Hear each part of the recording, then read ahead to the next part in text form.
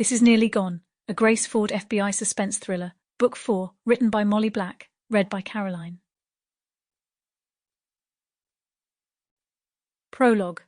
Salome Gruben knew she must be mad to go out at all in this icy weather. Even more so to go running, down by the lake, all alone, and as it was getting dark. What had seemed like a good decision when she'd left home was now starting to feel like folly down at the lonely lakeside. She'd thought there would be other people training here, on this trail that was usually well used, that she'd meet fellow runners, and they could share a quick hello and a supportive wave. But there was only herself and her footsteps pounding over the frozen ground. She was shivering, and she felt very alone. She clenched her feet and gritted her teeth, keeping her arms tucked into her side for warmth and not swinging freely as they should. Her rich auburn hair was bundled up under a thick woolen hat that she knew wasn't going to come off. Not today. Not on this run. "You're crazy," her housemate Nolan had told her half an hour earlier when she'd come downstairs in her running gear, with a parka over the top that she still hadn't removed. "I have to train," she'd insisted. "So what if there's a cold snap and it should be springtime soon? It doesn't change the timing of my race. The Minnesota Marathon is still only a month away, and by then it'll be warmer." He shook his head.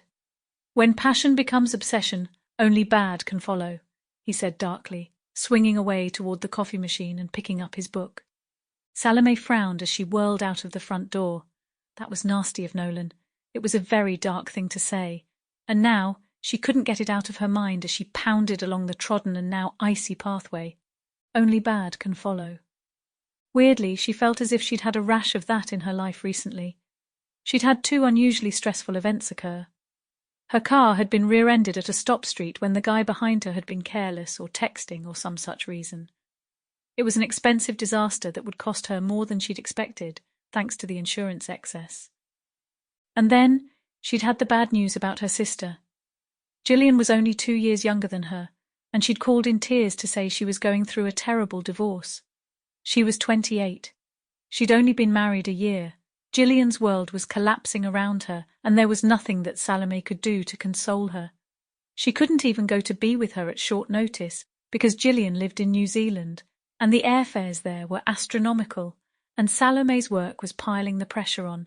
She was in the clothing industry, and spring, hello, what spring, she thought cynically, was the busiest time of the year.